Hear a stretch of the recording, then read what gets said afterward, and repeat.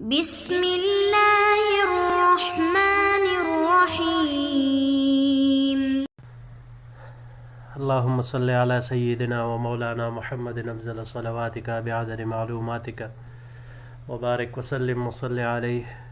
بسم اللہ الرحمن الرحیم۔ عزیز طلباء کرام، مختارات من ادب العرب سے بحمد اللہ تعالی آج ہمارا سبق نمبر 114 ہے، اور جو مضمون پچھلے کئی دروس سے جاری تھا ہمارا سید احمد الشریف السنوسی رحمۃ اللہ علیہ، آج اس کا ایک اور حصہ پیش کرنے جا رہے ہیں۔ تو بڑھتے ہیں اپنے سبق کی طرف۔ ماقبل میں ہم نے پڑھا تھا جی کہ سید سنوسی رحمہ اللہ ان کے دینی اور دعوتی سرگرمیاں کس طرح افریقہ اور یہ دور دراز کے پسماندہ علاقوں میں عیسائی مشنری اور مبلغین کس طرح ان کی وجہ سے پریشانیوں کا شکار تھے، یورپین مبشرین بھی جسے کہا جاتا ہے، کیونکہ سید مہدی رحمۃ اللہ علیہ ان کی دعوت کی وجہ سے، ان کے بااثر تحریک اور مؤثر مبلغین کی وجہ سے لاکھوں حبشی و مشرف باسلام ہو رہے تھے، تو جس میں انہوں نے قابل ذکر جو ملک تھے نائجیریا، کانگو، کیمرون اور اس کے علاوہ دوسرے کئی چھوٹے بڑے شہر، تو اس وجہ سے ان میں عیسائی مبلغین وہ ان کی شکایت سلطان عبد الحمید کے دربار میں وقتاً فوقتاً وہ لگاتے رہتے تھے۔ تو اب یہ تو ان کی دینی اعتبار سے دینی پہلو تھا، اب روحانی اعتبار سے آتے ہیں اس طرف۔ هذا من جهة القوة الروحية، وأما من جهة القوة المادية فقد كان السيد المهدي يهدي هدي الصحابة والتابعين، یعنی یہ تو روحانی طاقت کی جہت سے ہے، اور البتہ مادی طاقت کی جہت سے سید مہدی رحمۃ اللہ علیہ صحابہ کرام رضوان اللہ علیہم اجمعین اور تابعین رحمہم اللہ کے سیرت پر چلنے والے تھے۔ لا يقتنع بالعبادت دون العمل، عمل کو چھوڑ کر صرف عبادت پر اکتفا نہیں کرتے تھے۔ وَيَعْلَمُ أَنَّ أَحْكَامَ الْقُرْآنِ مُحْتَاجَةٌ إِلَى السُّلْطَانِ، اور یہ بات وہ جانتے تھے کہ قرآن کے احکامات کو بادشاہ کی ضرورت ہوتی ہے۔ فَكَانَ يَحُثُّ إِخْوَانَهُ وَمُرِيدِيهِ دَائِمًا عَلَى الْفُرُوسِيَّةِ وَالرِّمَائِيَّةِ، چنانچہ وہ اپنے ساتھیوں اور مریدوں کو ہمیشہ گھڑ سواری اور نیزہ بازی پر ابھارتے رہتے تھے۔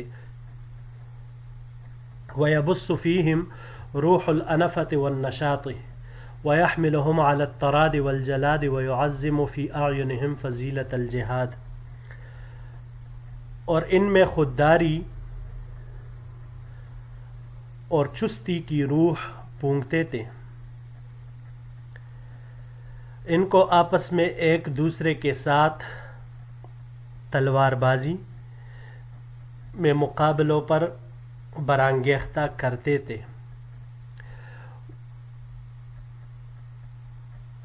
وَيُعَظِّمُ فِي أَعْيُنِهِمْ فَضِيلَةَ الْجِهَادِ، اور ان کے آنکھوں میں یعنی ان کی نظروں میں جہاد کی فضیلت اور عظمت کو پیدا فرماتے تھے۔ وقد اثمر غراس وعظه في مواقع كثيرة لا سيما في الحرب الطرابلسية التي اثبت بها السنوسي ان لديهم قوة مادية تضارع قوة الدول الكبرى وتضارع اعظمها جبروتا وكبرا،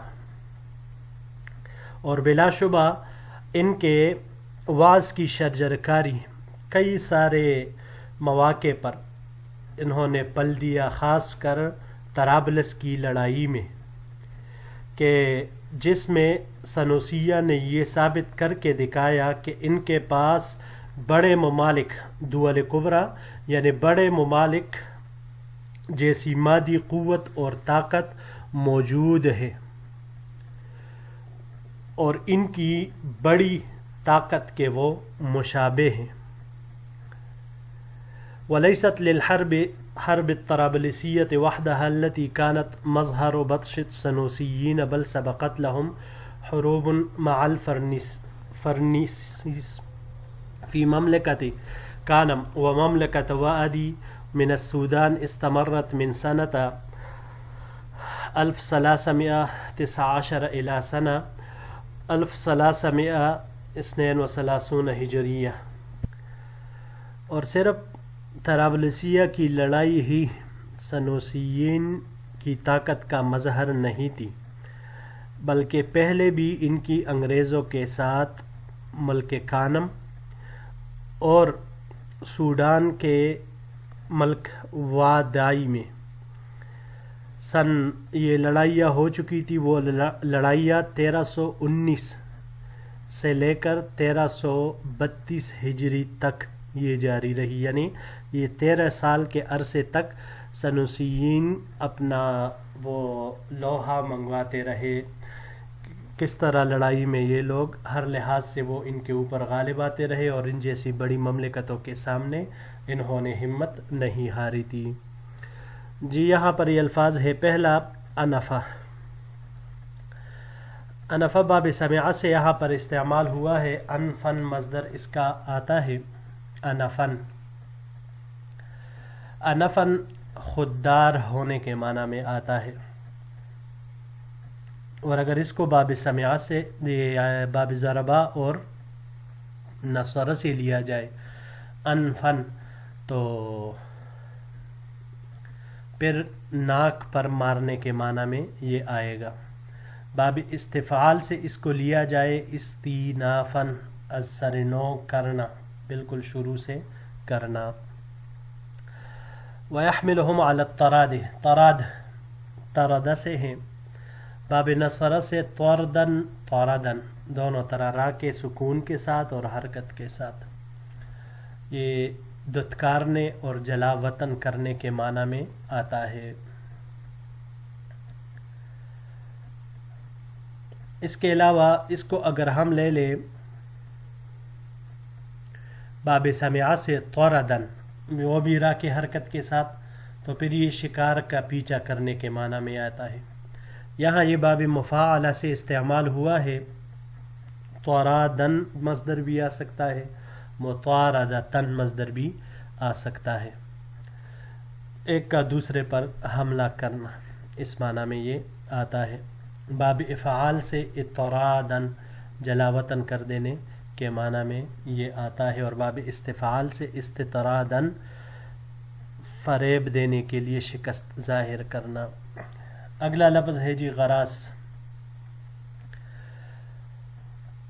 الغرس پودا جو لگایا جاتا ہے، اس کی جمع اغراس آتی ہے.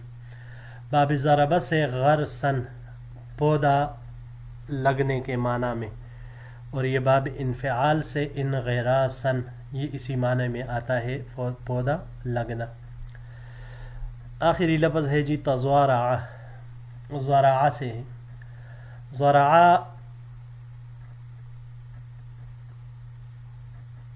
یہ باب نصر سے زرعن، سدانہ، اس معنی میں استعمال ہوتا ہے. اور اگر اس کو باب افعال سے لیا جائے ازراعن تو ظاہر ہونے کے معنی میں یہ آتا ہے. پھر اس کے علاوہ باب کرم سے اور فتح سے زراعتن، مصدر کمزور ہونے کے معنی میں آتا ہے. اور باب تفاعل سے یہ استعمال ہوا ہے تزارعن، ایک دوسرے کے مشابہ ہونا، اس معنی میں یہ آتا ہے. جی بڑھتے ہیں اپنے اگلے سلائیڈ کی طرف.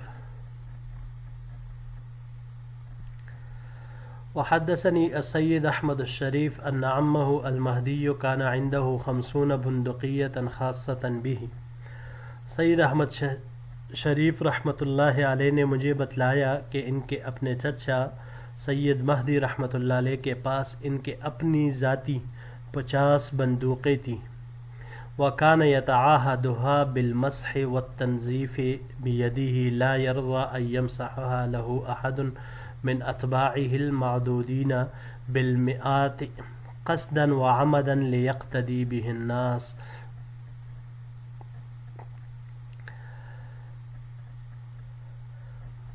ان کو اپنے ہاتھوں سے یعنی اپنی ان بندوقوں کو اپنے ہاتھوں سے پونچھنے اور صاف کرنے کا ذمہ لیا ہوا تھا، اور وہ اس پر راضی نہیں ہوتے تھے کہ ان کے سینکڑوں مریدین میں سے کوئی اور اس کو صاف کرے، اور یہ کام وہ جان بوجھ کر کرتے تھے اسے کس لیے؟ تاکہ لوگ ان کے نقش قدم پر چلے وَيَحْتَفِلُوا بِأَمْرِ الْجِهَادِ، اور جہاد کی تیاری وَعُدَّتِهِ وَعَتَادَتِهِ،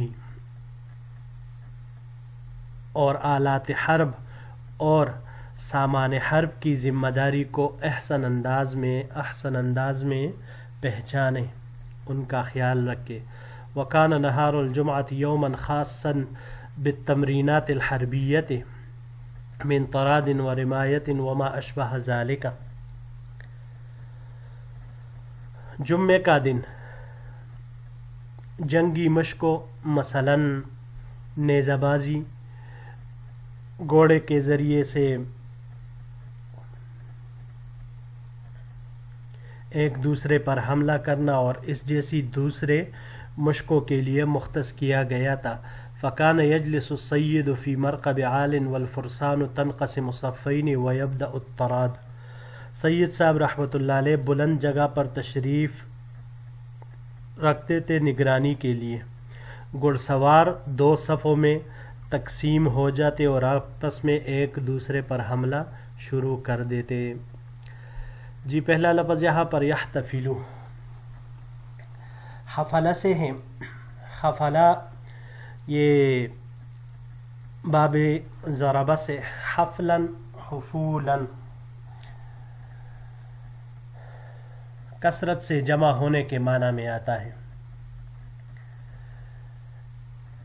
اگلا لفظ ہے جی وعدتہ، العدہ یہ تیاری کو، سامان حرب کو کہا جاتا ہے۔ یہاں یہ باب افعال سے استعمال ہوا ہے، اعداداً، عدد یعدد اعداداً، تیار کرنا۔ اور عتادہ، اگلا لفظ عتادہ ہے۔ عتاد سامان جنگ کو کہا جاتا ہے، اس کی جمع عتد یا عتد یا عتدتن بھی آ سکتی ہے۔ جی بڑھتے ہیں اگلے سلائیڈ کی طرف۔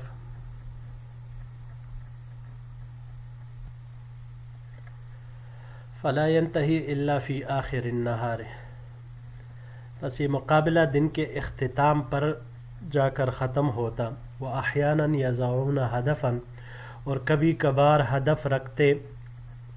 وَيَأْخُذُونَ بِالرَّمَايَا، اور نیزہ بازی کرتے۔ حَتَّى كُنْتَ تَرَى طَلَبَةَ الْعِلْمِ وَالْمُرِيدِينَ أَكْثَرُهُمْ فُرْسَانًا وَرُمَاةً۔ انہوں نے اس عادت کو اس کثرت سے، لکثرت ما کان یأخذہم بہذا المران، انہوں نے اس عادت کو اس کثرت سے اپنایا تھا کہ آپ کے اکثر طلباء اور مریدین گھڑ سوار اور نیزہ بازی کرتے ہوئے دکھائی دیں گے۔ وکان یجیز الذین یسبقون فی الطراد ویقرطسون فی الرمی بجوائز ذات قیمت ترغیبا لہم فی فضائل الحرب۔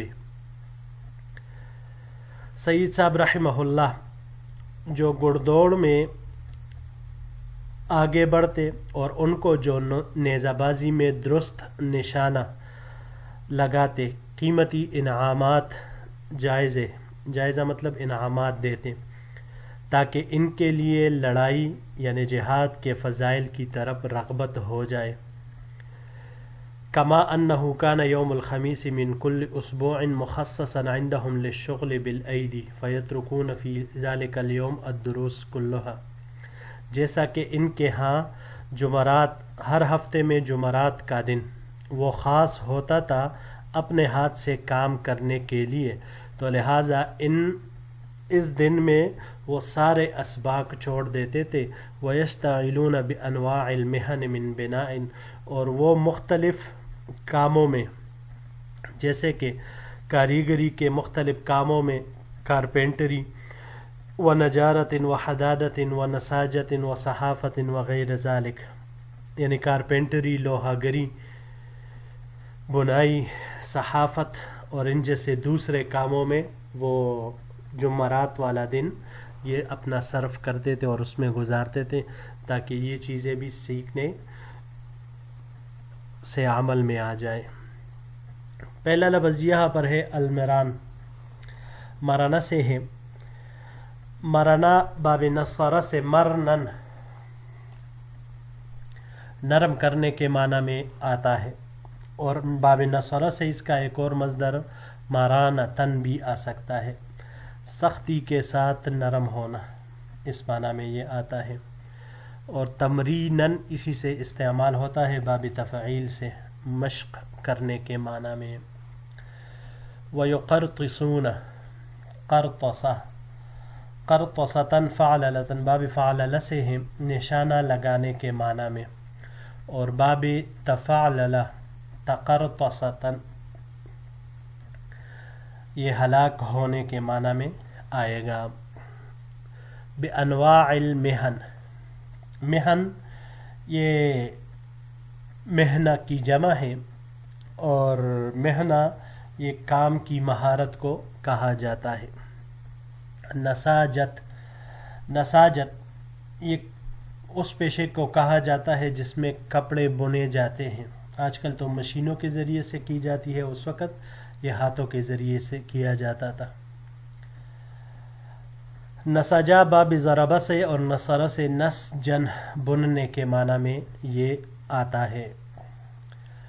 اور اس کو اگر ہم باب افتعال سے لے لیں انتساجن، انتساجن تو یہی بنا جانا، اسی معنی میں یہ استعمال ہوتا ہے. جی بڑھتے ہیں اپنے آخری سلائیڈ کی طرف.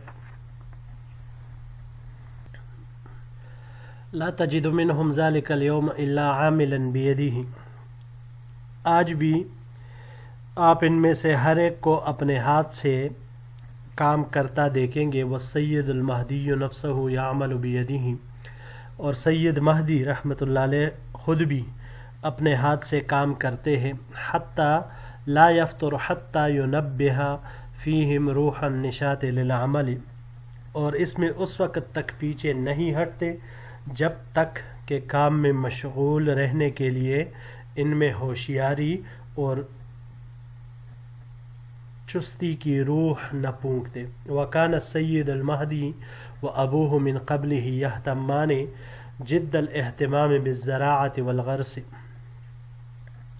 سید مہدی رحمہ اللہ اور ان کے والد مرحوم اس سے پہلے یہ دونوں حضرات کھیتی باڑی اور درخت لگانے کا حد سے زیادہ اہتمام کیا کرتے تھے. تستدل علی ذلک من الزوایا التي شادوها والجنان التي نسقوها بجوارها فلا تجد زاویة الا لها بسطان او بساطین، اور اس بات پر وہ اونچی عمارات دلالت کرتی ہیں جو انہوں نے بنایا ہے، اور وہ باغات دلالت کرتی ہے جن کی ہم ان اونچی عمارات کے قریب قرب و جوار میں آبپاشی کرتے ہیں. پس آپ کو کوئی بھی ایسا کونا نہیں ملے گا مگر یہ کہ اس میں ایک باغ یا کئی باغات ہوں گے. وَكَانُوا يَسْتَجْلِبُونَ اصناف الاشجار الغریبۃ الی بلادہم من اقاصی البلدان، وہ بہت دور دراز کے ممالک سے عجیب و غریب نئے قسم کے درخت اور پودے اپنے علاقے کی طرف وہ درآمد کرتے تھے. وقد ادخلوا فی الکفرۃ وجغبوب زراعات واغراثا لم یکن لاحد هناک عہد بها، اور انہوں نے کفرہ اور جغبوب میں ایسے بیج اور پودے درآمد کیے جن کی وہاں کسی کو پہچان بھی نہیں تھی. وکان بعض الطلبۃ یلتمسون من السید محمد السنوسی ان یعلمہم الکیمیا فیقول لہم، بعض طلبہ حضرت سید سنوسی رحمہ اللہ، سید محمد سنوسی رحمہ اللہ سے درخواست کرتے کہ انہیں علم کیمیا سکھا دے، تو آپ فرماتے الکیمیاء تحت سکۃ المحراث. یہ دو لفظ وہ اگلے سلائیڈ کے ساتھ ہے لیکن ہم نے یہاں جوڑ دیے کہ کیمیا یہ ہل میں لگے ہوئے لوہے کے نیچے ہے، یعنی جتنی ہل چلاؤ گے اتنی ہی تجھے کیمیا علم کیمیا سمجھ میں آتی جائے گی۔ جی یہاں پر یہ دو الفاظ ہیں، شادوہا، شایدہ سے ہیں، باب افعال سے اشادتاً بلند کرنے کے معنی میں آتا ہے، اور یہاں یہ باب ضربہ سے استعمال ہوا ہے شیدن، شیدن اور تشییدن باب تفعیل سے دونوں بلند کرنے کے معنی میں استعمال ہوتا ہے۔ یستجلبون، جلبہ باب استفعال سے یہاں پر استجلابن استعمال ہوا ہے۔ استجلابن کسی چیز کو حاصل کرنے کو کہا جاتا ہے۔ باب ضربہ اور نصرہ سے جلبن یا جلبن ہانک کر لانا، جسے جلب منفعت کہا جاتا ہے، نفع کھینچنا، نفع لانا۔ باب افعال سے اجلابن، یہ جمع کرنے کے معنی میں آتا ہے۔ اچھا، پھر نصرہ سے یہ جلبن جب آ جائے، جلبن لام کے سکون کے ساتھ، تو گناہ کرنے کے معنی میں آتا ہے، لیکن اگر سمعہ سے جلبن آ جائے تو پھر یہ اکٹھے ہونے کے معنی میں آتا ہے۔ جی عزیز طلباء کرام، یہی تک ہمارا آج کا سبق تھا۔ انشاءاللہ العزیز اگر زندگی رہی، صحت اور سلامتی رہی، تو پھر آپ کی خدمت میں اگلے درس کے ساتھ حاضر ہوں گے۔ السلام علیکم ورحمۃ اللہ وبرکاتہ۔